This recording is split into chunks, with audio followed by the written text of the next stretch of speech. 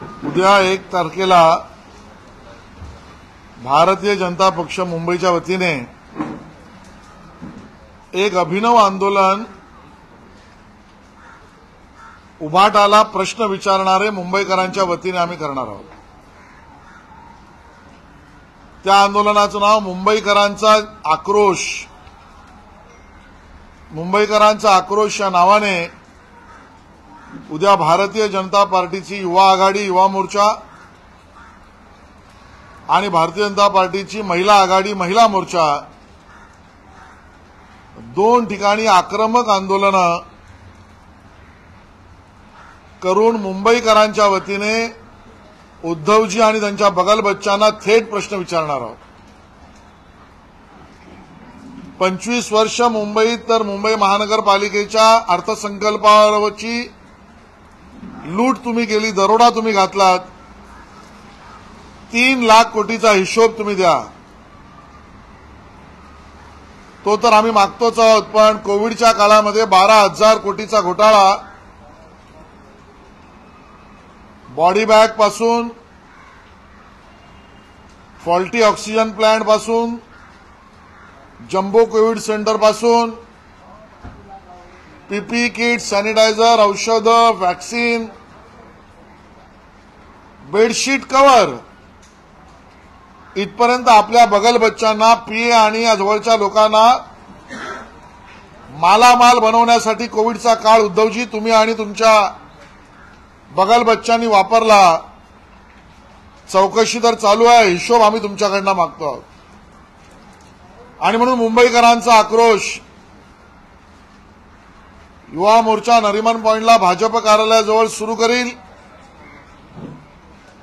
आणि police commissioner ऑफिसकडे जायचा प्रयत्न करेल। महिला मोर्चा दादरला स्वामीनारायण मंदिराच्या बाहेर स्टेशनच्या बाहेर आंदोलन करेल आणि तिथून पोलीस कमिशनरांकडे एसआयटीने या सगळ्या प्रकरणात चौकशी आणि अटक आतापर्यंत का नाही केली याचा जबाब विचारला जाईल। आणि म्हणून चोर मचाए शोर या पद्धतीचा मोर्चा उभाटाचा आहे।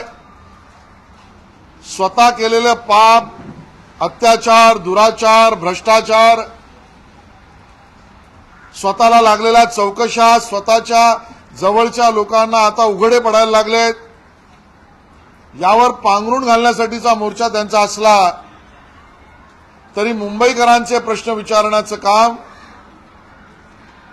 भारतीय जनता पार्टी मुंबई करणार आहे। आणि आनंद यामध्ये आम्हाला आहे की हा आक्रोश आंदोलन केवळ भारतीय जनता पक्ष नाही करत आहे, तर भाजप, शिवसेना, रिपाई आम्ही मिळून करतो आहोत। एका बाजूला आम्ही भाजप, शिवसेना, रिपाई ही महायुती मजबूतपणे मुंबईकरांसाठी प्रश्न विचारतो आहोत। त्यावेळेला उभाटाच्या आंदोलनाला अजून तरी काँग्रेस आणि राष्ट्रवादी काँग्रेसने झिडकारलेलं दिसतंय आणि त्यामुळे उभाटाच्या या आंदोलनातील उपस्थित केलेल्या प्रश्नांना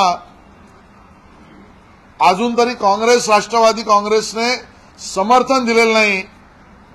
यातच त्यांची बाजू लंगडी आहे आणि जी काही उरली बाजू आहे ती आदित्य ठाकरेंचं नेतृत्व आणि त्याच्या जवळच्या बगल बच्चांना अजून उघडं पडण्यापासून वाचवण्यासाठी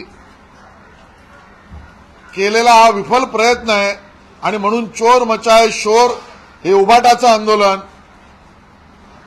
आणि मुंबईकरांचा आक्रोश हे मुंबईकरांच्या खिशातील 1-1 रुपयाचा हिशोब मागणारं आंदोलन आहे। धन्यवाद।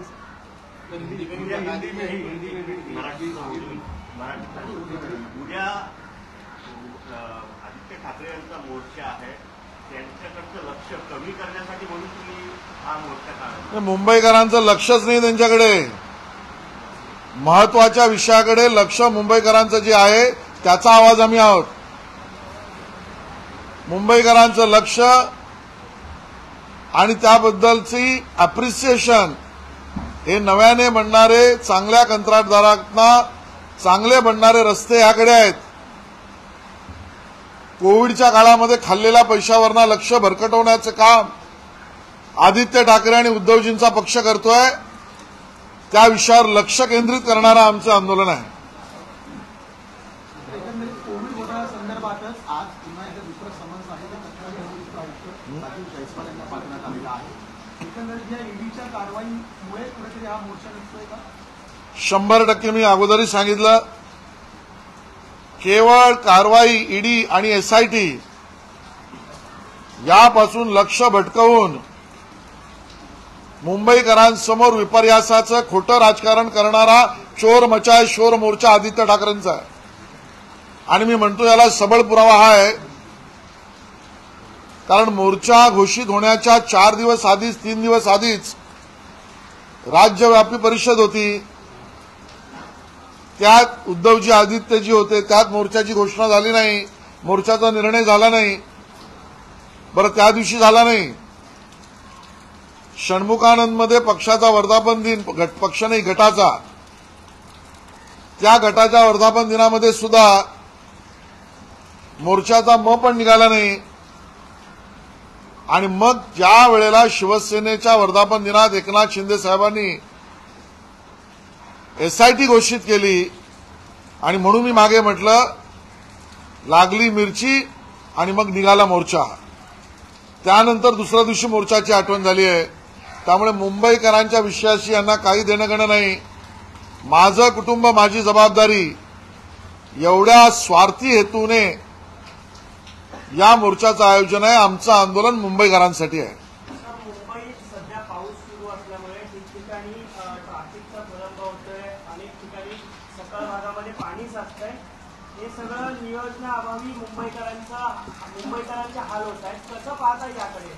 मुंबईकरांच्या या पद्धतीच्या दुरावस्थेला मुक्त देण्यासाठी उद्धवजींपासून महापालिका वेगळी करावी लागेल. गेल्या वर्षभरातल्या कार्यकाळामुळेच हे झालंय असं नरेटिव्ह सेट करण्याचा त्यांचा प्रयत्न असला तरी आजही समुद्र सपाटीपासून आमचे आउटफॉल डिस्चार्ज सेंटर हे गेल्या 25 वर्षात वर का नाही बांधले? समुद्राचं पाणी इन्ग्रेस जमिनीकडे येतं, ते थांबवल्या गेलं का नाही? ब्रेमस्टोवर्ड रिपोर्ट प्रमाणे पावसाचं पाणी समुद्राकडे घेऊन जाणारे नाले हे गेल्या 22 वर्षात अजून परिपूर्ण का झाले नाहीत?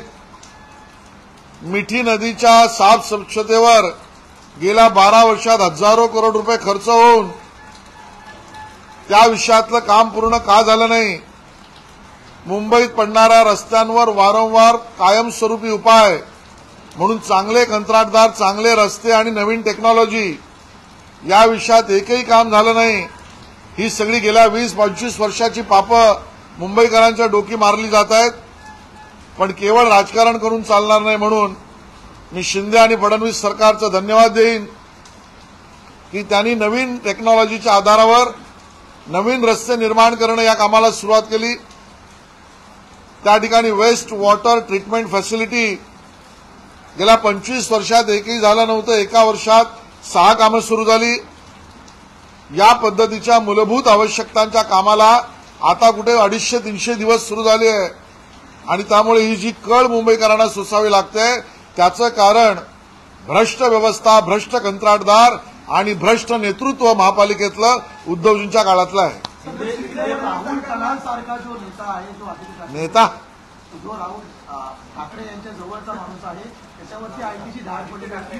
आज आदित्य ठाकरेंच्या जवळचा आहे. आज त्यांच्या पक्षप्रवेश होतोय शिंदे गटामध्ये अशी माहिती करते तुम्ही शिवसेनेमध्ये. मला याची काय माहित नाही, पण असा कुठे नेता आहे असं माझ्या लक्षात नाही. शिंदे फडणवीस सरकारला 1 वर्ष पूर्ण झालंय. त्या राऊतांकडून या सगळ्या गोष्टींची खिल्ली उडवली आहे. महाराष्ट्राच्या फसवणुकीला आज 1 वर्ष पूर्ण झालंय असं राऊतांनी वक्तव्य केलंय. कसं पाहताय?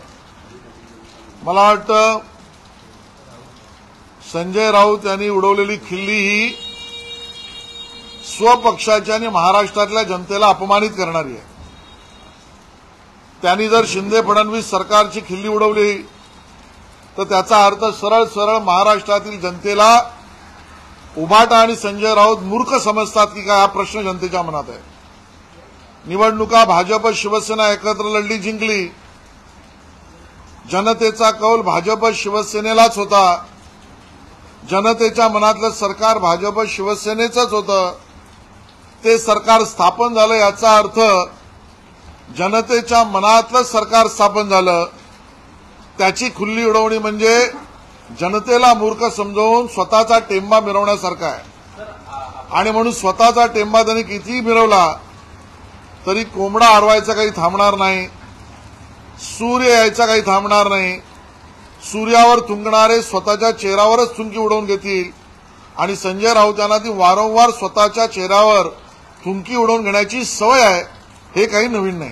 तर आपण या महापालिकेच्या कारभारावर प्रश्न उपस्थित केले. यापूर्वी देखील यामिनी जाधव असो यशवंत जाधव यांच्यावर देखील आपण टीका केली, प्रश्न उपस्थित केले होते. आज ते तुम्ही त्यांच्यासोबत सरकार स्थापन केलं ते शिवसेनेचा. मी त्यांच्या विषयातला प्रश्न त्यांना विचारा मागेही सांगितलं. आमचे प्रश्न व्यवस्थेला आजही तेच आहेत आणि त्या प्रश्नांना घेऊन आम्ही जनतेसमोर आहोत. त्यांनी का भूमिका बदलली हा प्रश्न त्यांना विचारलेला बरा.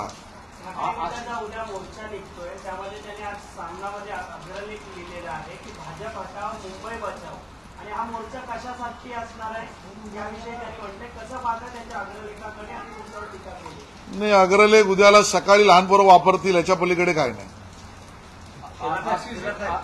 सरकारची वर्षपूर्ती आहे. काल मुख्यमंत्री उपमुख्यमंत्र्यांनी राज्यपालांची भेट घेतली, नंतर दिल्लीवारी पण झाली, परत पण आले. आगामी काळात विस्तार होईल असं वाटतंय?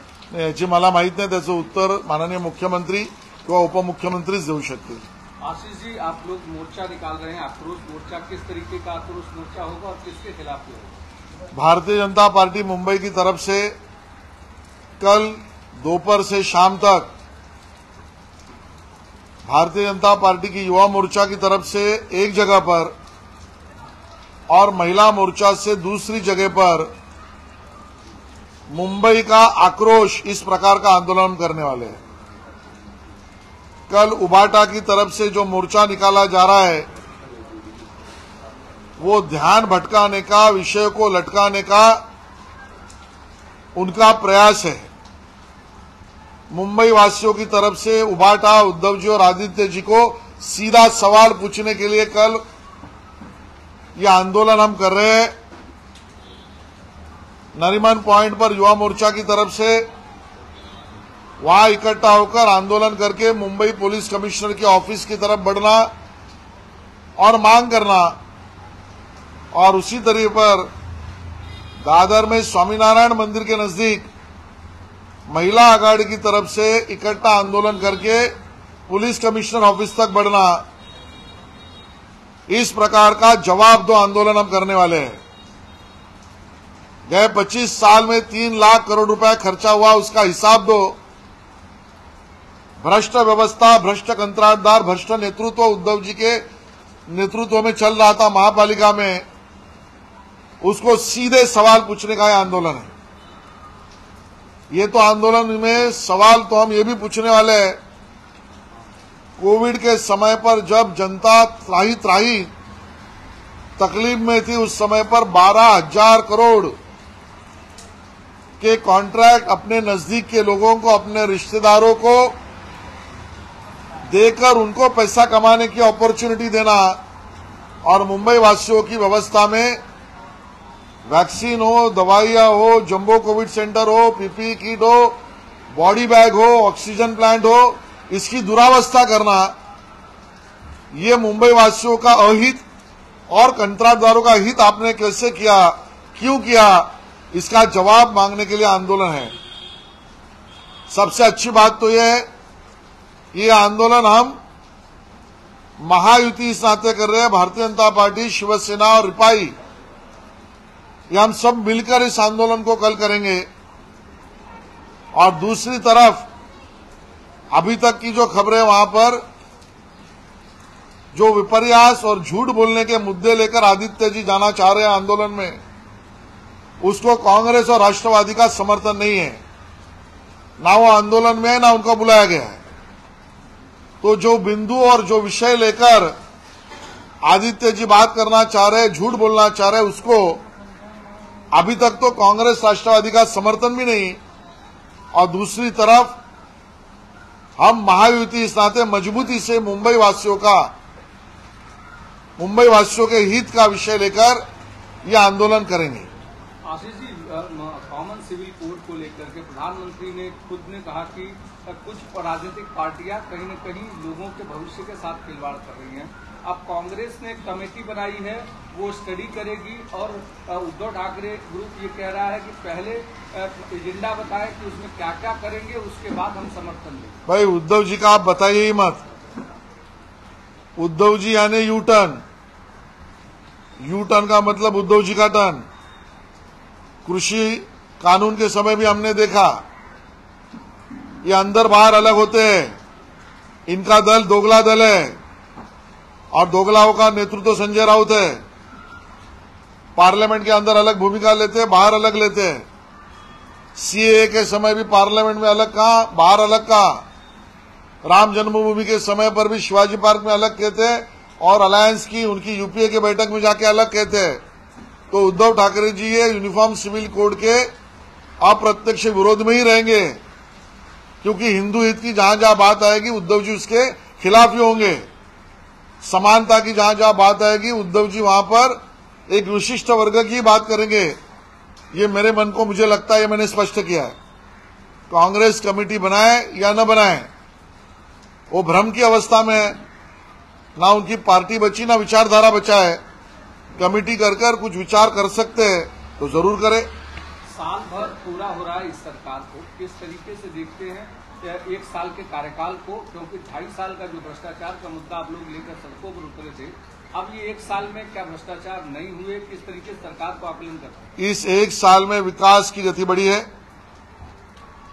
जो चीजें मुंबई वासी महाराष्ट्र की जनता चाहती थी, जिसको पहले उद्धव जी की सरकार ने बंद करके रखा था, उस सभी व्यवस्था विकास के रास्ते को खोलने वाली सरकार काम पर लगी है।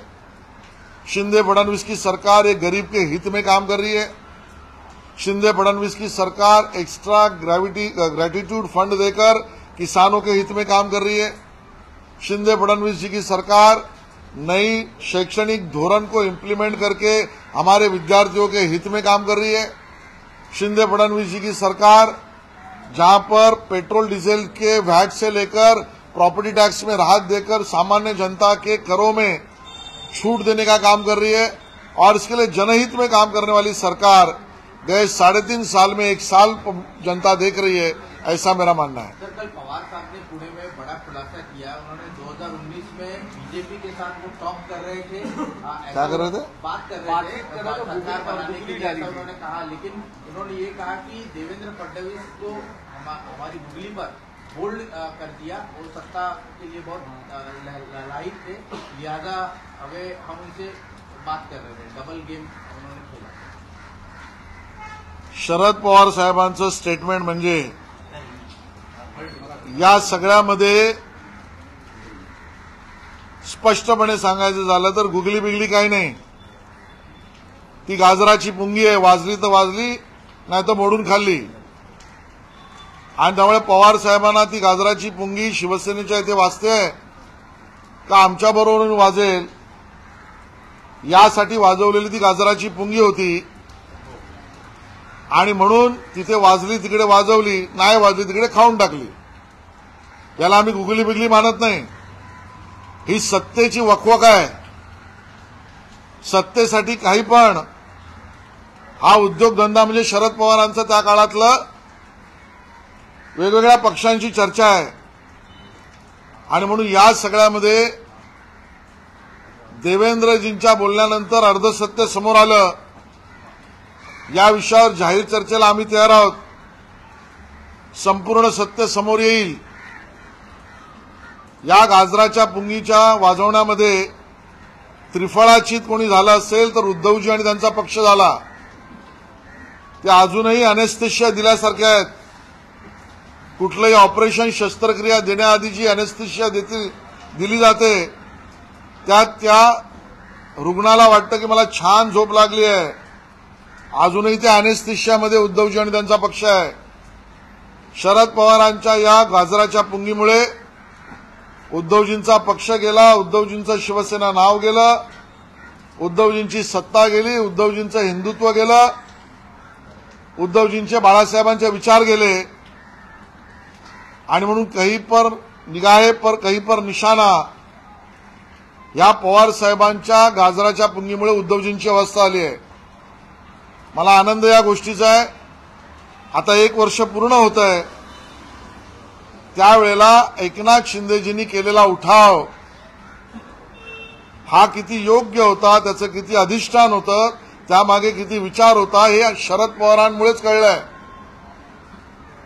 एकनाथ शिंदेजी आणि त्यांचे सहकारी पहिल्या दिवसापासून हेच म्हणत होते की राष्ट्रवादी काँग्रेस उद्धवजी आपल्याला संपवायला निघालाय, राष्ट्रवादी काँग्रेस आपल्याशी डबल गेम खेळतोय। त्यांचं हेच म्हणणं होतं, राष्ट्रवादी काँग्रेसवर भरोसा ठेवू नका, हे कधी बदलतील सांगता येत नाही।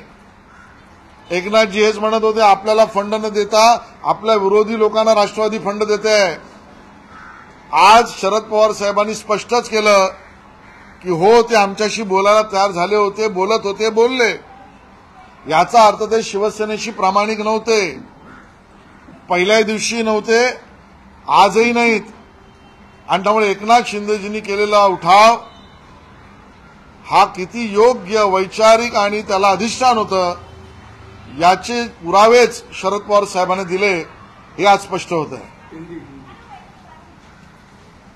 शरद पवार साहब का बयान, इतने बड़े नेता का बयान इतना ओछा हो सकता है, इसका मुझे आश्चर्य लग रहा है। उनका यह बयान यानी गुगली वगैरह देवेंद्र जी पर कुछ नहीं,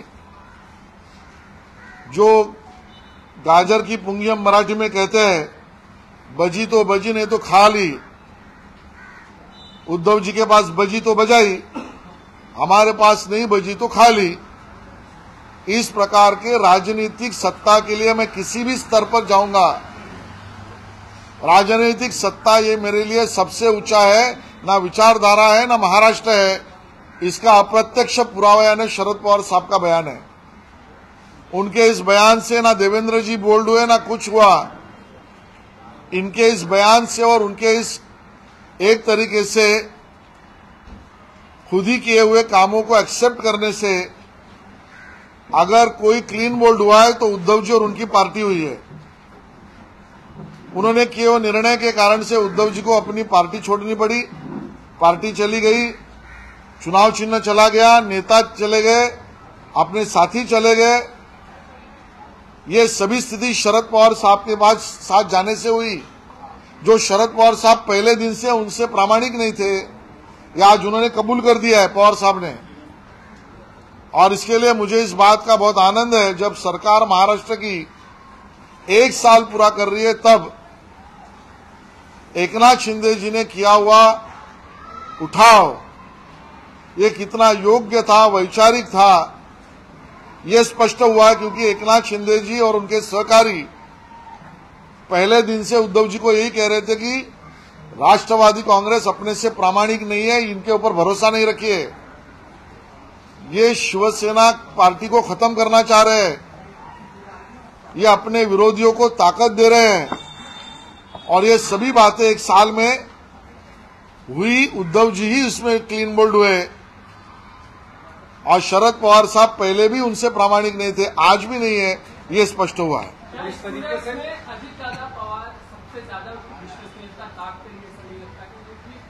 देखिए, जो घटनाक्रम हुआ वो सामने है। विश्वासघात, पीठ में छुरा घोंपना और सत्ता के लिए किसी भी स्तर पर जाना, इसकी शुरुआत उद्धव जी ने की। और वैचारिक स्वैराचार शरद पवार साहब ने किया। इन दोनों ने महाराष्ट्र के राजनीति में हम कितने पावर लव जिहाद कर सकते हैं, ये पावर लव जिहाद है। पावर के लिए, पावर की प्रेम के लिए किया हुआ जिहाद है, इसका चित्रण किया, आज उसका एक्सेप्टेंस कर रहे हैं।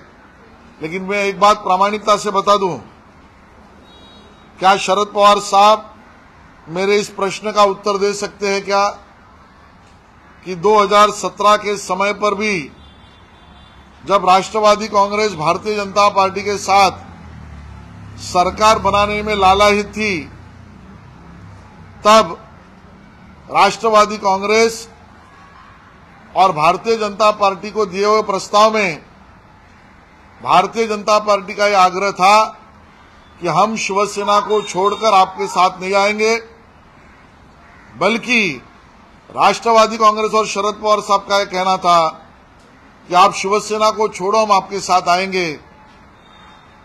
आज उद्धव जी और सामान्य शिवसैनिक समझ ले, जब उनकी तरफ से सत्ता के आंकड़े और प्रस्ताव होने के बाद भी 2017 में और 2019 में भी भारतीय जनता पार्टी ने कभी शिवसेना छोड़ने का राष्ट्रवादी का प्रस्ताव मान्य नहीं किया था, न तब न 19 में।